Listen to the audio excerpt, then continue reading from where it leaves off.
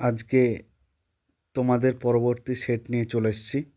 সেই পরবর্তী সেটটি হলো তোমাদের যে পশ্চিমবঙ্গ মাদ্রাসা শিক্ষা পর্ষদ থেকে বিনামূল্যে যে টেস্ট পেপারটি দিয়েছে সেগুলো ইতিমধ্যেই তোমরা কম বেশি সব টপিকেরই বা সব সেটেরই দেখতে পাচ্ছ।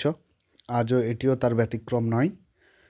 আজকে ইতিহাসের যে 4 নম্বরের সেটটি করাবো সেটি তোমরা একটু নজর দাও। এর পরবর্তীতে ভূগোল, আমি বেসিক্যালি ইতিহাস আর ভূগোলটা আগে সেরে নিই, তারপরে আস্তে আস্তে আসবো। ইংরেজি, গ্রামার সমস্ত কিছু নিয়ে আসবো, জাস্ট একটু ওয়েট করো। জীবনবিজ্ঞান, ভৌতবিজ্ঞান, এরপর সায়েন্স গ্রুপটা নিয়ে আসবো, ঠিক আছে? তোমরা তার আগে এইগুলো করো এবং মুখস্থ করো, ঠিক আছে? শুধু টুকে নিলাম ইউটিউব দেখে হয়ে গেল, এটা কিন্তু করো না, কারণ এগুলো পরীক্ষার হলরুমে একটু এফেক্ট পড়বে, ঠিক আছে? তাই যেগুলো দেখাচ্ছ সেগুলোই রিভাইজ করো, রিভাইজটা খুব দরকার এই মুহূর্তে। তাহলে চলো, প্রথম প্রশ্ন দেখো কি রয়েছে না, কলকাতা যে বিশ্ববিদ্যালয় আছে সেটা কত সালে প্রতিষ্ঠিত হয়েছিল? সেটা হচ্ছে 1857 সালে। যদি বলে কে করেছিল তাহলে সেটি হবে ওয়ারেন হেস্টিংস, ঠিক আছে? পরবর্তী প্রশ্ন 2 নম্বর, মহাবিদ্রোহে কুনওয়ার সিং ছিলেন, তিনি একজন কি ছিলেন? তিনি একজন সিপাহী ছিলেন। 3 নম্বর, বোস ইনস্টিটিউশন প্রতিষ্ঠিত হয়েছিল কত সালে? 1917, 1817, 1918, 1981। এটা হয়ে যাবে 1917 সালে। ডি নম্বর দেখো, কাকে দেশবন্ধু বলা হয়? এটা এর আগের বারও পড়লাম আগের টপিকে, সেটা হচ্ছে চিত্তরঞ্জন দাসকে। তোমাদের আরেকটা জিনিস যেটা হয়তো দেখলে খুবই ভালো হবে, পেজ নাম্বারটা তোমরা শুধু মিলিয়ে নেবে, ঠিক আছে? সেট নম্বর 4 এবং স্কুলের নামটা মিলিয়ে নেবে। হ্যাঁ, স্কুলের নামটা মিলিয়ে নিও, যেটা ঘোল্লা NHM হাই মাদ্রাসা। পেজ নাম্বারটা বলে দিচ্ছি, ওয়েট, সেটি হচ্ছে 376, পেজ নাম্বার 376। তোমরা একটু মিলিয়ে নিও। চলো পরবর্তী প্রশ্ন দেখি। পরবর্তী প্রশ্ন হলো যে স্বাধীনতার পূর্বে ভারতের প্রথম মহিলা শহীদকে? তিনি হলেন অপশন 2 প্রীতিলতা ওয়াদ্দেদার। প্রীতিলতা ওয়াদ্দেদার। এফ প্রশ্ন দেখো, বিপিনচন্দ্র পাল লিখেছেন, কি লিখেছেন? 70 বৎসর, জীবন স্মৃতি, এ নেশন ইন মেকিং, আনন্দমাঠ। অবশ্যই তিনি লিখেছেন 70 বৎসর। আর একটা যেটা আসছিল সেটা হচ্ছে জীবন স্মৃতি। এটা কার লেখা? এটা হচ্ছে রবীন্দ্রনাথের লেখা, ঠিক আছে? খেয়াল রাখবে এটিও। পরবর্তী চলো, বাংলা ভাষায় বাঙালি পরিচালিত প্রথম সংবাদপত্র কোনটি?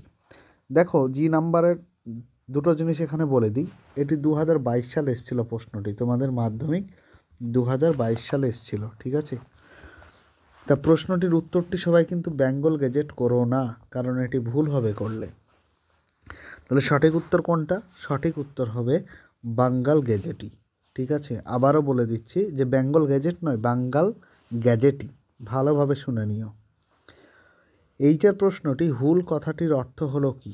হুল শব্দের অর্থ জানি, বিদ্রোহ। পরবর্তী, বাংলার নবজাগরণ ছিল কি কেন্দ্রিক? ব্যক্তিকেন্দ্রিক, প্রতিষ্ঠান কেন্দ্রিক, কলকাতা কেন্দ্রিক এবং গ্রাম কেন্দ্রিক।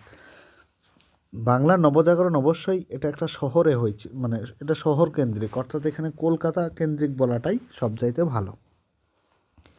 পরবর্তী প্রশ্ন, আনন্দমাঠ রচনা করেছিলেন কে করেছিলেন? ঈশ্বরচন্দ্র বিভূতি, না শরৎচন্দ্র, না বঙ্কিমচন্দ্র? এটা উত্তর হয়ে যাবে বঙ্কিমচন্দ্র চট্টোপাধ্যায়। তারপরে দেখো, বিপ্লবী আন্দোলন প্রথম শুরু হয়েছিল, বেশিরভাগ আন্দোলন তো আমাদের বাংলা থেকেই শুরু হয়েছিল, তাই এটা অবশ্যই বাংলা থেকেই হবে।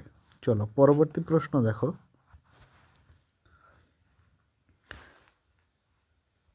বিপ্লবী এটা তো হয়ে গেল। তারপর মন্ত্রী মিশনের সদস্যরা ভারতে এসেছিল কত সালে? এটা হয়ে যাবে 1946 সালে, 3 নম্বর। এম দেখো, স্বাধীন ভারতের প্রথম প্রধানমন্ত্রী ছিলেন কে? স্বাধীন ভারতের প্রথম প্রধানমন্ত্রী, এটা তো কারো অজানা নয়, জওহরলাল নেহেরু। এরপর বিভাগ খ দেখো, বিভাগ খয়ের আবারও বলছি 13কে 13, মোট 13টি প্রশ্ন করতে হবে। কমপক্ষে প্রত্যেকটা টপিক থেকে, মানে যেগুলো দিয়েছে তোমাদের A B করে দিয়েছে, এখান থেকে কমপক্ষে একটি করে লিখতে হবে। চলো প্রথম প্রশ্নটি, সরলা দেবী চৌধুরী রানীর আত্মজীবনী গ্রন্থটির নাম কি? এটা তো জীবনের ঝরা পাতা, ঠিক আছে, ঝরা পাতা।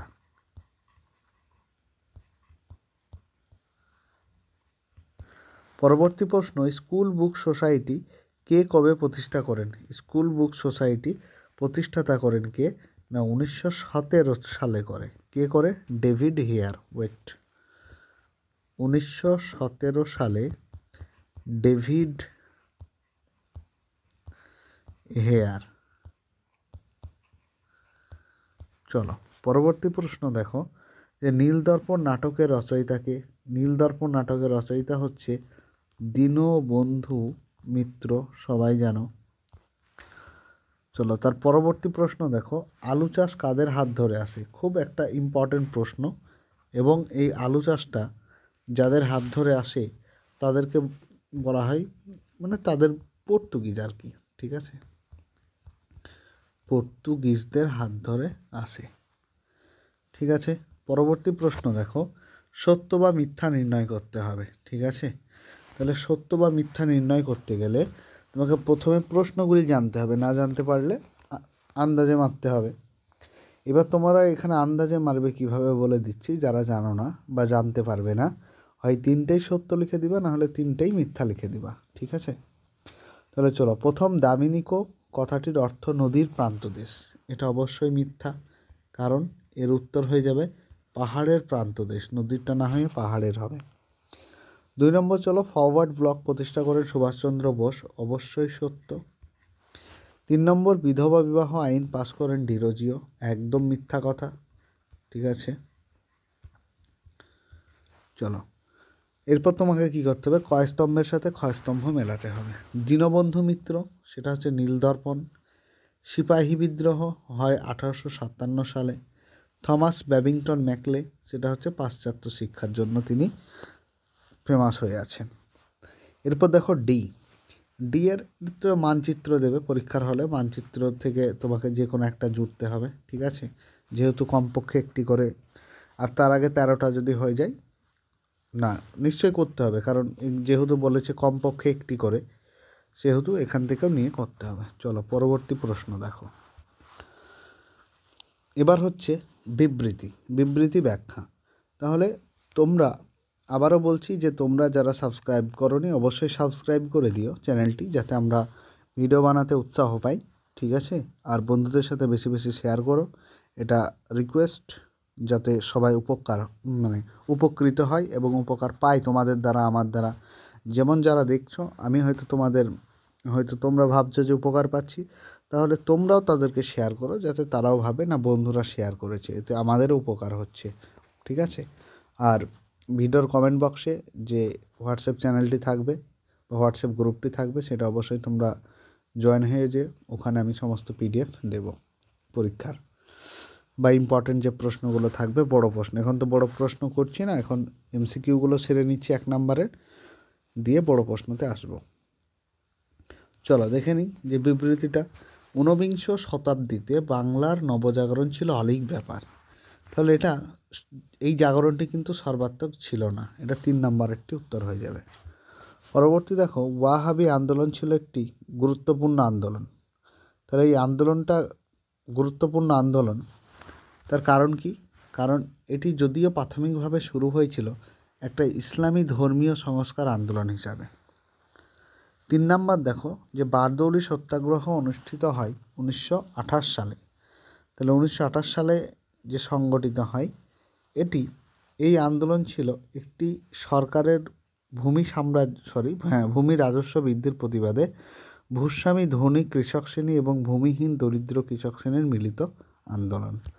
চলো পরবর্তী দেখো, আর তো নেই, আর একটা কথা বলে দিই, যে 2 নম্বরের প্রশ্নগুলি, এই যে 2 নম্বরের বিভাগ গয়ের যে প্রশ্নগুলি আছে, এই প্রশ্নগুলি কিন্তু আমি পরবর্তীতে MCQটা হয়ে গেলেই এবার 2 নম্বরের প্রশ্ন নিয়ে ঝাঁপাবো, ঠিক আছে। তোমরা জাস্ট দেখতে থাকো, আমি কয়েকদিনের মধ্যেই টেস্ট পেপার আশা করি সলভ হয়ে যাবে।